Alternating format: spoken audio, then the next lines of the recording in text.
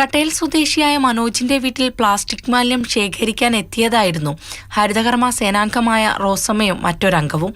ഒപ്പമുണ്ടായിരുന്ന സേനാംഗം മറ്റൊരു വീട്ടിലെ മാലിന്യം ശേഖരിക്കാനായി പോയി.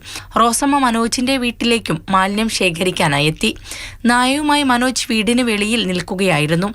നായയെ അയച്ചുവിട്ട ശേഷം മനോജ് കടിക്കാൻ നിർദ്ദേശം നൽകിയെന്ന് റോസമ്മ പറയുന്നു. വീണ്ടും പട്ടിയെ തൊടലിലൂടെ മുമ്പോട്ടൊക്കെ തള്ളിയിട്ട് പിന്നെ പുറമോട്ട് വലിക്കുക. അങ്ങനെ എന്തോന്നാ പട്ടിയെപ്പോഴും വീണ്ടും പട്ടിയെ കടിക്കടിപ്പോഴും പട്ടിയെ ശക്തിയായിട്ട് തൊടലോടെ തള്ളിയിട്ടായിരിക്കും പട്ടി കടിച്ചു മുഖർച്ചന്റെ കാലില്. കാലിലും കൈകൾക്കും കടിയേറ്റ റോസമ്മയ്ക്ക് രക്തസ്രാവമുണ്ടായി. ഗുരുതരമായി പരിക്കേറ്റിട്ടും ഇവരെ ആശുപത്രിയിലെത്തിക്കാൻ മനോജും കുടുംബാംഗങ്ങളും തയ്യാറായില്ല.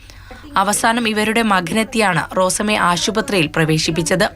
പരിക്ക് ഗുരുതരമായതിനെ തുടർന്ന് റോസമ്മയെ മെഡിക്കൽ കോളേജ് ആശുപത്രിയിൽ പ്രവേശിപ്പിച്ചു. ചികിത്സയ്ക്ക് ശേഷം വീട്ടിൽ വിശ്രമിക്കുകയാണ് ഇപ്പോൾ റോസമ്മ. റോസമ്മയുടെ പരാതിയിൽ പൂയപ്പള്ളി പോലീസ് കേസെടുത്തു. കൊട്ടാരക്കര മേഖലയിൽ ഒരു മാസത്തിനിടെ ഹരിതകർമ്മ സേനാംഗങ്ങൾക്ക് നേരെ ഉണ്ടാകുന്ന രണ്ടാമത്തെ ആക്രമണമാണിത്. മാതൃഭൂമി ന്യൂസ്, കൊല്ലം.